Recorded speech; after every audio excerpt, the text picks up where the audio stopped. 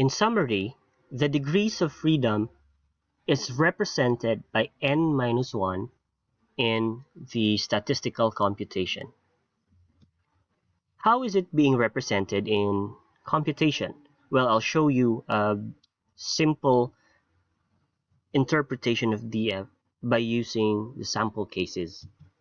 Here, you will notice that this is a fixed dataset.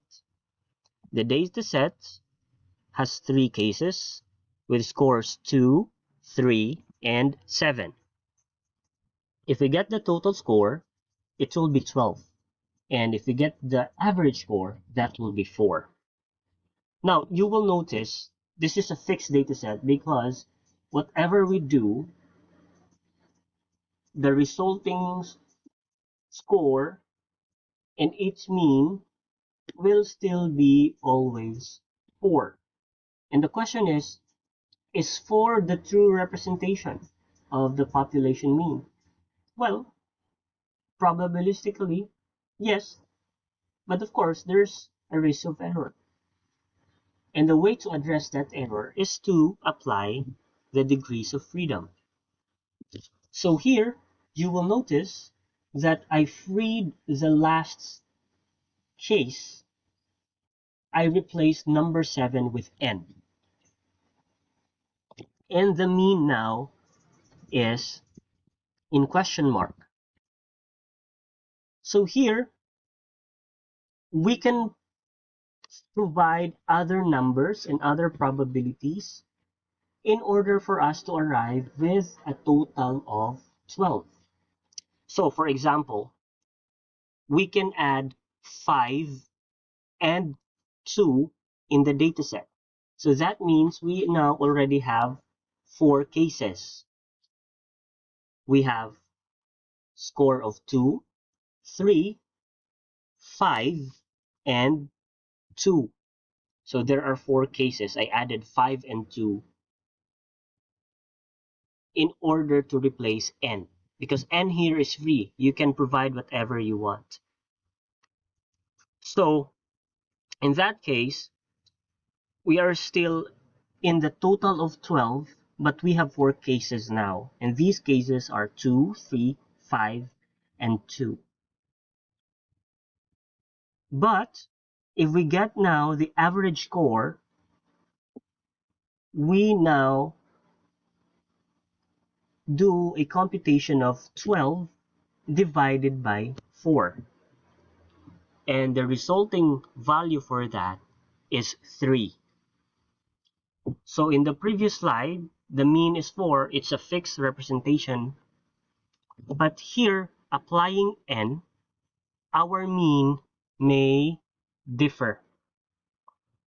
And it now accounts for the idea of the degrees of freedom, that there may be other estimates not being accounted for in the fixed dataset. So that is why the degrees of freedom is being applied. In this case, if we put 5 and 2 as replacements of n, then our mean score will now be 3 instead of 4. So the idea is the degrees of freedom frees the last data to account for other probability in the population mean.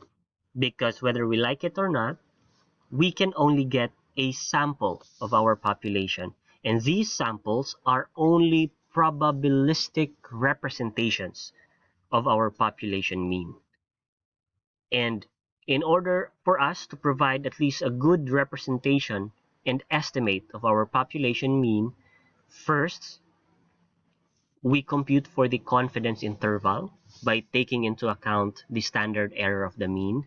And second, we apply the concept of DF, or degrees of freedom, by freeing the last data to account for other probability. So here, we now know that the samples that we have can be representations or estimates of the population by applying the standard error of the mean and its confidence interval, and also freeing the last data to account for the probability. And that's the concept of degrees of freedom. In this case, then, we don't have the entire information of our population. And because of that, the results that we have based on our samples are only tentative representations of the population. And because they are tentative representations of the population, then they may be supported or not supported by the results in the population. In that case, these tentative representations may be tested in terms of some statistical techniques. And when we test this sample, we provide what we call a hypothesis. So our hypothesis is an estimate of our population. So basically, when we do research, we engage in hypothesis. And in this hypothesis, we try to check whether the results support our hypothesis or do not support our hypothesis. So there are two basic hypotheses. This is null hypothesis and research hypothesis.